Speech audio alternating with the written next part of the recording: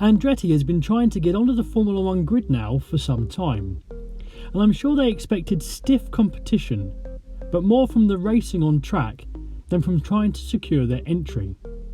And according to one source, Formula One is trying to split up the Andretti General Motors bid. So what is F1's problem with Andretti? Let me explain. Ever since Andretti announced its intention to enter Formula One a couple of years ago, there has been constant pushback, and Andretti has tried several different tactics to try to be accepted into the paddock. Earlier this season, the FIA announced that new teams could submit applications to be approved by the FIA, as there are 12 team slots available with only 10 being used. After several teams applied, only Andretti got the green light from the FIA, meaning that they now only need approval from Formula One and Liberty Media. But according to Andretti, since the FIA have approved their application, there has been no contact at all from Formula One or Liberty. Michael Andretti was on the grid as a guest of McLaren at the United States Grand Prix at the Circuit of the Americas, with the intention of bumping into Stefano Domenicali to ask how things were coming along with their entry bid.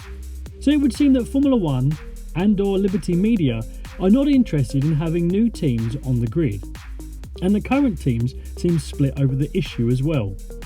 The most common reason for their reluctance is said to be money. Another team means Formula One's earnings and prize money is split between 11 teams instead of 10. That means Formula One and the teams will receive less money unless Andretti can help grow the pot. But the teams seem to think that won't happen, at least not in the short term.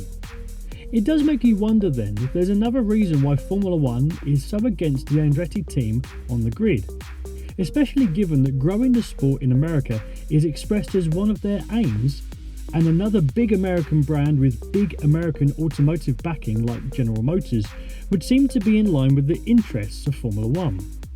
But to make things more complicated, APnews.com has reported that Formula One has approached General Motors asking them to back a different team other than Andretti. If the rumours are true that Formula One is trying to split General Motors away from the Andretti team, that just stirs the pot even more and makes it look like Formula One isn't interested in adding a new team to the grid because of the Andretti name. Formula One apparently insist that this isn't a snub, but you could see why Andretti would see it as such. Now, do you think Andretti should be allowed onto the Formula One grid? Let me know your opinions in the comments below.